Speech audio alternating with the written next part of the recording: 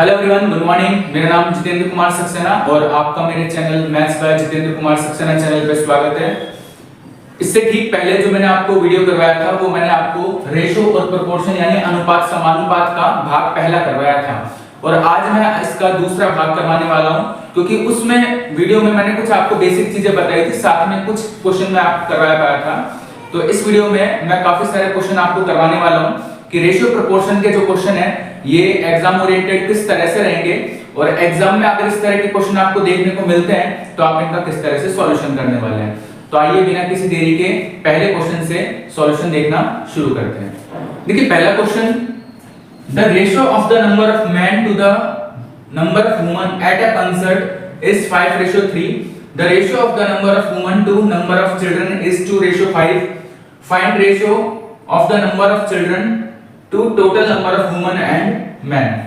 आपको बोला है कि किसी कॉन्सर्ट में जो मैन और वुमन का जो रेशियो है वो 5:3 है। ठीक है, यहां पर आपको ये ध्यान रखना है, सबसे पहले नंबर ऑफ मैन है और उसके बाद नंबर ऑफ वुमन है, यानी कि नंबर ऑफ मैन और नंबर ऑफ वुमन का जो रेशियो है वो 5:3 में है। ठीक है, इसके बाद एक रेशियो आपको दिया है नंबर ऑफ वुमन का नंबर ऑफ चिल्ड्रन के साथ 2:5। अब देखिए एक ही कोई क्वांटिटी है, जब वो अपने आप को दो जगह रिप्रेजेंट करती है तो उसकी वैल्यू को हमको सेम रखना होता है रेशियो में। ठीक है, किस तरह से? सबसे पहले यहां पर नंबर ऑफ वुमन की बात अगर करें तो यहां पर जो इनका रेशियो वो 3 में दे रखा है और यहां पर जब नंबर ऑफ वुमन की बात करें तो ये रेशियो 2 में दे रखा है। तो ऐसा कैसे पॉसिबल है कि एक ही जगह पर दो क्वांटिटी अलग अलग वैल्यू को लेकर चल रही हैं, एक जगह 3 और एक जगह 2? तो यहां पर इनको इक्वल करना पड़ेगा। सबसे पहले देखिए, सबसे पहले आपको दे रखा है मैन, उसके बाद वुमन और उसके बाद आपको दे रखा है चिल्ड्रन। ठीक है, तो अगर मैन का वुमन से जो रेशियो है वो 5:3 है और उसके बाद दूसरी स्थिति में, दूसरी कंडीशन में जो ये रेशियो है वुमन का चिल्ड्रन के साथ वो 2:5 है। तो यहां से जो रेशियो निकल कर आएगा वो कितना निकल कर आएगा? 6, यहां 10 और यहां 15। ठीक है, तो मैन, वुमन और चिल्ड्रन का जो रेशियो निकल कर आएगा वो 5 2 10, 3 2 6 और 3 5 15, ये निकल कर आएगा। यानी कि जो मैन है वो रेशियो में 10 है, वुमन रेशियो में 6 है, चिल्ड्रन रेशियो में 15 रहने वाला है। अब आपसे पूछा है, आपको एक रेशियो बताना है जो नंबर ऑफ चिल्ड्रन का हो, तो नंबर ऑफ चिल्ड्रन यहां पर इस रेशियो में 15 दे रखे हैं, यानी कि 15। और इसका आपको रेशियो किसके साथ बताना है? Total number of woman and man के साथ। तो total number of man and woman यहां से आप देख पा रहे हैं कितने हैं? 10 + 6 यानी कि 16। तो जो रेशियो निकल कर आएगा वो कितना निकल कर आएगा? 15:16, यानी ऑप्शन नंबर जो है वो इसका राइट आंसर रहने वाला है। तो आपने इस क्वेश्चन के थ्रू ये जानने की कोशिश की कि अगर एक क्वांटिटी दो रेशियो में अलग अलग वैल्यू लेकर चलती है तो उसे एक ही वैल्यू देनी होती है जब इस जो दो रेशियो है इसको जब हम कंबाइंड रेशियो में चेंज करते हैं। आइए कुछ और क्वेश्चन देखते हैं ताकि रेशियो को आप अच्छे से और समझ पाएं। देखिए second question, the first, second and third class fares in ratio 10:8:3 and number of first, second and third class passengers ratio is 3:4:10. If total sales of tickets is rupees 1,61,000 per day, find the money obtained by sales of second class tickets. देखिए ratio का question है, इसमें commercial mathematics का use इस तरह से किया गया है कि सबसे पहले आपको टोटल सेल्स के बारे में पता होना चाहिए। टोटल सेल्स ऑफ टिकट्स का जो फॉर्मूला आप यूज कर सकते हैं वो क्या कर सकते हैं? Fair multiply by number of passengers, यानी कि जो आपने फेयर रखा है किस क्लास के लिए, जो भी फेयर रखा गया है और उसके कितने पैसेंजर्स आए, इनका जो प्रोडक्ट है वो हमेशा टोटल सेल्स को बताएगा। ठीक है, तो अगर हम बात करें फर्स्ट, सेकंड और थर्ड क्लास की, देखिए फर्स्ट, सेकंड और थर्ड क्लास तीन तरह के पैसेंजर्स आपके पास हैं और तीन तरह का यहाँ पर फेयर रखा है। तो अगर फेयर की बात करें, देखिए फेयर की बात करें तो फेयर दे रखा है 10, 8 और 3 में। ठीक है, ये आपका फेयर है और इसके बाद नंबर ऑफ जो पैसेंजर है वो आपको दे रखा है 3, 4 और 10 के रेशियो में। तो डियर स्टूडेंट्स, इनका जो प्रोडक्ट है यानी कि फेयर का नंबर ऑफ पैसेंजर से वही इसकी टोटल सेल को बताने वाला है। तो यहां से 30, 32 और 30 निकल कर आएगा, यानी कि जब इनका आप सम करेंगे तो आपके पास टोटल जो फेयर बनेगा वो 92 यूनिट बनेगा। और यही क्वेश्चन में 1,61,000 के इक्वल, ठीक है। जब आप इसे 23 से कैंसिल करेंगे तो ये 4 यूनिट हो जाएगा और ये 7,000 हो जाएगा, ठीक है। अब आपसे पूछा है find the money obtained by sales of second class tickets. जब आप सेकंड क्लास जो टिकट्स हैं इनको जब आप इनसे क्या आपको सेल प्राप्त हुई है सेकंड क्लास से, तो अगर आप सेकंड क्लास की बात करेंगे तो यहां से देखेंगे जो रेशियो है वो 8 4 32 है। 4 यूनिट की वैल्यू 7,000 है। देखिए यहां से 4 जो यूनिट है इसकी वैल्यू 7,000 है, तो 32 यूनिट की वैल्यू कितनी टाइम्स हो जाएगी, इसका 8 टाइम्स, 4 का 8 टाइम्स, तो 7 का भी 8 टाइम्स कितना हो जाएगा 56,000 रुपीस। ऑप्शन नंबर जो बी है वो इसका राइट आंसर आएगा 56,000 रुपीस, ठीक है। तो आपको क्या ध्यान रखना था, आपको ये ध्यान रखना था जो टोटल सेल होगी वो फेयर और पैसेंजर्स के प्रोडक्ट से निकलेगी। देखिए अगला क्वेश्चन है 3 glasses of equal volume contains acid mixed with water. The ratios of acid and water in glasses are 2:3, 3:4 and 4:5 respectively. The contents of glasses are poured in a large vessel. The ratio of acid and water in large vessel is 3 अलग-अलग तरह के जो glass हैं उसमें समान मात्रा का जो आयतन है एसिड का और पानी का, ठीक है। एसिड और पानी जो है इसका समान आयतन रखा गया तीनों अलग-अलग ग्लासों में, ठीक है। तो ये सबसे इंपॉर्टेंट चीज आपको दे रखी है कि तीनों में जो वॉल्यूम है वो इक्वल है, ठीक है।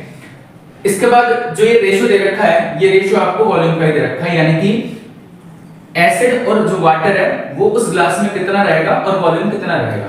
तो पहले ग्लास में जो एसिड है वो 2 रहने वाला है और वाटर 3 रहने वाला है। तो अगर आप देख पा रहे हैं तो एसिड और जो वाटर है ये वॉल्यूम 5 यूनिट में बना पा रहे हैं, ठीक है। आप यहां से देख पा रहे हैं 5 यूनिट में। इस जगह पर एसिड 3 रहेगा, वाटर 4 रहेगा, यानी 7 यूनिट में रहेगा, ठीक है। और इस जगह पर एसिड 4 और वाटर 5 यानी 9 यूनिट जो है वो रहेगा, जबकि हमको दे रखा है वॉल्यूम इक्वल होना चाहिए। तो सबसे पहले वॉल्यूम अगर इक्वल नहीं है तो इसको इक्वल बनाना पड़ेगा आपको। तो सबसे पहले 2:3, 3:4 और 4:5 ये अलग-अलग ग्लासेस की आपको अलग-अलग जो क्वांटिटी वो दे रखी है लेकिन वॉल्यूम आपको सेम दे रखा है। तो अब आप क्या करेंगे, देखिए यहां से आपको पता है कि जो टोटल वॉल्यूम है वो 7 है और यहां से 9 है, यहां से 7 है और यहां से 9 है। तो आप क्या कीजिए 7 और 9 का जो प्रोडक्ट है 7 और 9 का यानी कि 63 से आप इसको मल्टीप्लाई कर लीजिए, ठीक है। इसके बाद यहां से जो वॉल्यूम निकल कर आएगा वो 5 यूनिट में निकल कर आएगा और यहां से 9 में, यहां से 5 यहां से 9, यानी कि 9 को 5 से मल्टीप्लाई करेंगे तो 45। तो इसको आप 45 से मल्टीप्लाई कीजिए और जो तीसरी वैल्यू निकल कर आएगी, देखिए यहां से जो वॉल्यूम है वो 5 यूनिट निकलेगा और यहां से 7 यूनिट। तो 5 को जब आप 7 से मल्टीप्लाई करेंगे तो 35 से आप इसे मल्टीप्लाई करेंगे, ठीक है। तो ऐसा करने से क्या फायदा होगा, ऐसा करने से आपका जो वॉल्यूम है वो इक्वल हो जाएगा, ठीक है। अब यहां से जब रेशियो आप निकालेंगे, इस जगह से जब आप रेशियो निकालेंगे तो 63 को 2 से मल्टीप्लाई करेंगे 126 और यहां से 189, ठीक है। यहां से जब आप निकालेंगे 135 180, इसके बाद जब यहां से निकालेंगे 140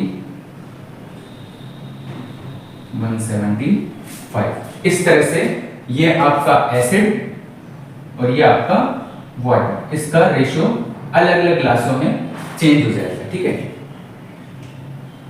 अब आपसे पूछा गया है कि जब ये जो क्वांटिटीज हैं, ये जो कंटेंट्स हैं, इसको जब एक लार्ज वेसल में डालते हैं, बड़े पात्र में डाल देते हैं, तो वहां पर एसिड और वाटर का क्या रेशियो रहने वाला है, तो वहां पर आप इसे जोड़ दीजिए। किसी भी एक को जोड़ेंगे तो वो आपको ऑप्शन में नजर आ जाएगा। मैं सबसे पहले इसको जोड़ के देख लेता हूं।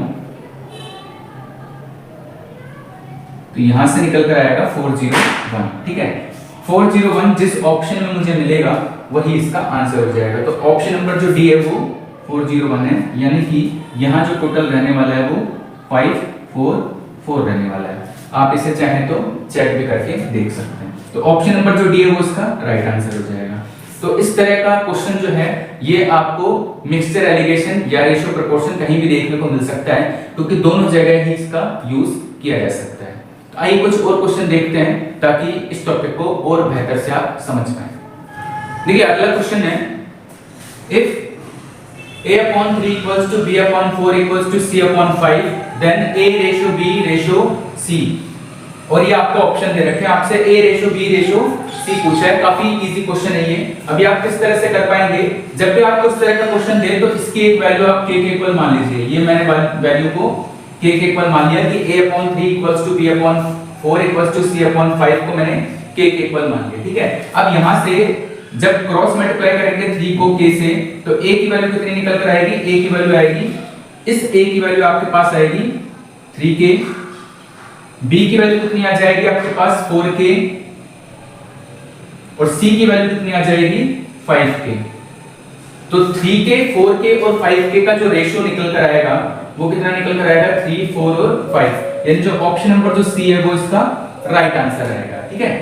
अगला क्वेश्चन है, रेशियो ऑफ 4 की पावर दे रखी है आपको 3.5 और रेशियो 2 की पावर 5, ये आपको दे रखा है और आपको बताना है कि ये किसकी तरह सेम है, किसकी तरह ही इसका जो रिजल्ट आएगा, इसका जो सॉल्यूशन आएगा वो उनमें से किस ऑप्शन की तरह दिखाई देगा, ठीक है। तो सबसे पहले आप इनका बेस जो है वो सेम बनाइए, क्योंकि दोनों का जो बेस है वो डिफरेंट है। एक बेस 4 है और एक बेस 2 पर है। तो 4 को आप कन्वर्ट कर सकते हैं 2 की पावर में। तो 4 को आप लिखेंगे 2 की पावर 2 और इसकी होल पावर है आपके पास 3.5 और रेशियो 2 की पावर 5। तो यहां से ये 2 की पावर 7 बनेगा और ये 2 की पावर 5 बनेगा, ठीक है। 2 की पावर 7 अपॉन 2 की पावर 5। इसके बाद आपने एक फॉर्मूला पढ़ा है कि अगर बेस सेम है, बेस जो है वो सेम है लेकिन पावर जो है वो अलग अलग है, तो एक फॉर्मूला आपने पढ़ा है a की पावर m अपॉन a की पावर n, तो उसको आप लिखते हैं a की पावर m माइनस n, ठीक है। बेस सेम है तो पावर क्या हो जाती है, माइनस हो जाती है। तो यहां से 2 की पावर 2 और रेशियो 1 निकल कर आएगा, और 2 की पावर 2 का मतलब 4 रेशियो 1, यानी जो ऑप्शन नंबर बी है वो इसका राइट आंसर रहेगा, ठीक है। अगला question, ratio of areas of two circle is 100:1, then ratio of their radii is. अगर दो वृत्त हैं, दो वृत्तों के क्षेत्रफलों का जो अनुपात है वो 100:1 दिया हुआ है। आपसे पूछा है उनकी त्रिज्या का क्या अनुपात होगा, उनकी त्रिज्याओं का अनुपात क्या होगा। तो सबसे पहले अगर दो वृत्त है तो उनके एरिया के बारे में हमको बतलाया गया है, मेंशन किया है। तो आपको पता है कि जो दोनों ही वृत्त हैं इनके जब एरिया निकाले जाएंगे तो दोनों जगह ही पाई आर स्क्वायर यूज किया जाएगा। जो रेडियस है वो डिफरेंट हो सकती है दोनों सर्कल में, ठीक है, लेकिन जो पाई की वैल्यू है वो आपको पता है फिक्स है, ये चेंज नहीं होगी, ठीक है। तो ऐसी वैल्यू जो कांस्टेंट है जब रेशियो निकालते हैं तो इनको पहले से हटा दिया जाता है। आपको पता है पाई से पाई तो कैंसिल हो जाएगा।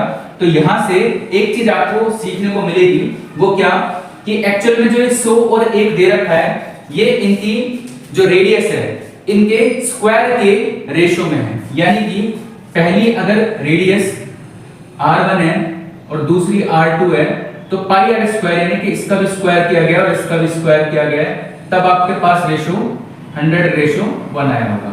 और आपको सिर्फ r1 और r2 पूछा गया, आपसे पूछा गया r1 अपॉन r2 फाइंड करना, तो इनका स्क्वायर रूट कर लीजिए। तो स्क्वायर रूट करने के बाद कितना आएगा 10:1, यानी ऑप्शन नंबर जो सी है वो इसका राइट आंसर है, ठीक है।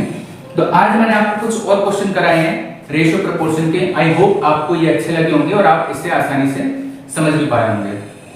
जैसे मैंने आपको बताया रेशियो प्रोपोर्शन के जो क्वेश्चन है वो मिक्सचर एलिगेशन के साथ भी आपको देखने को मिलते हैं। इसका मैंने आपको एक एग्जांपल पे बताया था, ठीक है, तो आप उसकी भी तैयारी कीजिए। और ये जो टॉपिक है मैंने आपको बताया था बहुत ही अच्छा एग्जाम ओरिएंटेड टॉपिक है जो काफी जगह देखने को आपको मिलेगा। तो अगर वीडियो अच्छा लगा है तो चैनल को सब्सक्राइब कर दीजिए, वीडियो को लाइक कर दीजिए, काफी सारे कमेंट कीजिए, अगर अपने दोस्तों के साथ वीडियो को शेयर कीजिए। तो आज की बस वीडियो में इतना ही। Thank you.